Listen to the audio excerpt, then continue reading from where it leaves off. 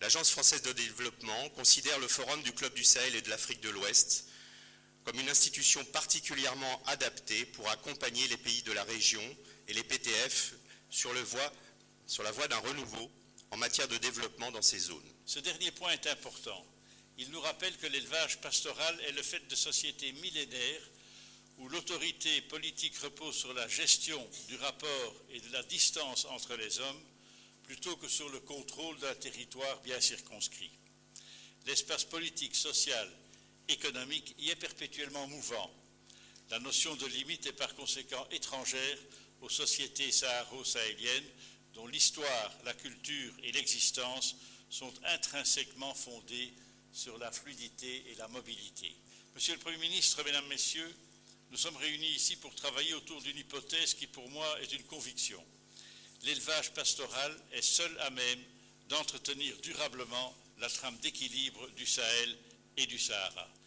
Et nous ne devons jamais perdre de vue que le Sahel et le Sahara sont des entités interconnectées et en relation constante. L'élevage pastoral n'est pas un problème. Il est au contraire une solution sans alternative, une solution contre le délitement de l'espace, une solution sociale, une solution économique, une solution aussi environnementale. Il est l'une des solutions structurelles du problème saharo-sahélien tel qu'il se pose aujourd'hui. Et parce qu'elle est de nature structurelle, cette solution est aussi valable pour les problèmes qui ne manqueront pas de se présenter dans l'avenir. Il s'agit donc d'assurer la permanence de l'élevage pastoral, sans pour autant percevoir cet objectif comme une simple volonté de préserver un mode de vie qui n'aurait plus vraiment de raison d'être. Il faut au contraire lui donner les moyens de continuer à faire ce qu'il fait depuis des millénaires, c'est-à-dire s'adapter et se moderniser aux réalités changeantes. S'il y a 40 ans, lors de la grande sécheresse de 1973, l'attention mondiale s'était déjà portée sur le Sahel et avait permis, au-delà de l'expression de la solidarité internationale, la mise en place d'institutions telles que le Comité interétat de lutte contre la sécheresse dans le Sahel, le Club du Sahel et de l'Afrique de l'Ouest, de mécanismes de concertation tels que le RPCA, le réseau de prévention des crises alimentaires, et la charte sur laquelle il est adossé. Il serait cependant abusif de faire un parallèle entre la crise de 2012 et celle de 2013 et d'imaginer que la crise de 2012 traduise l'échec des initiatives menées depuis 40 ans. Au contraire, les crises alimentaires qui se sont succédées au Sahel au cours de la dernière décennie, on a quand même eu 6 crises sur les 10 dernières années, 6 crises alimentaires, démontrent que la nature des crises a changé. Les mécanismes de prévention et de réponse aux crises alimentaires ont fait que les différents chocs, les sécheresses, les inondations, la flambée des prix comme en 2008, même des crises de surproduction, les crises politiques, les afflux de réfugiés, de déplacés, ont pu être atténués et ne se sont pas transformés en famine généralisée comme en 1973 ou en 1984. Sur le plan alimentaire, dans les prochaines décennies, la région devra pouvoir nourrir durablement une population qui va doubler et devenir en majorité urbaine.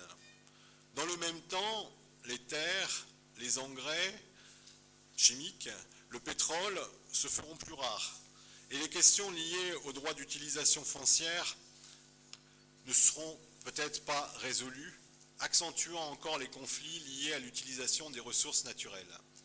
Si rien n'est fait, ces tendances conduiront à ce que les populations les plus pauvres soient en incapacité d'assurer leur subsistance et les pousseront aux extrémités et à la violence pour survivre. Conscient de ces défis qui se posent de façon aiguë au niveau des espaces sahélo-sahariens, mais également de façon plus globale à l'ensemble de la planète, l'Union européenne s'est engagée résolument dans une approche résilience. Ainsi, la Commission a adopté en octobre dernier une communication qui fait de la résilience, je cite, un objectif central de la politique de l'aide extérieure de l'UE. L'Alliance Agir, avec tous ses partenaires, a l'ambition de répondre aux besoins de court terme, mais également de soutenir cette résilience durable, respectueuse de l'environnement, et qui permettra à l'Afrique de l'Ouest de faire face à ces défis démographiques, économiques et sociaux au profit de ses 300 millions d'habitants.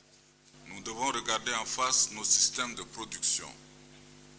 les engagements stratégiques à considérer. Sinon, la baisse de production, la pauvreté et la misère s'installeront, deviendront endémiques et ouvriront les portes à tous les effets collatéraux tels que le banditisme, la drogue, la contrebande et l'insécurité. Mesdames et messieurs, dans un contexte dominé par un agenda sécuritaire de court terme, il est très opportun de considérer le développement durable de ces régions comme la première ligne de défense contre l'insécurité. C'est la raison qui me conduit à suggérer d'inscrire l'élevage pastoral parmi les solutions durables aux problèmes d'insécurité dans le Sahel.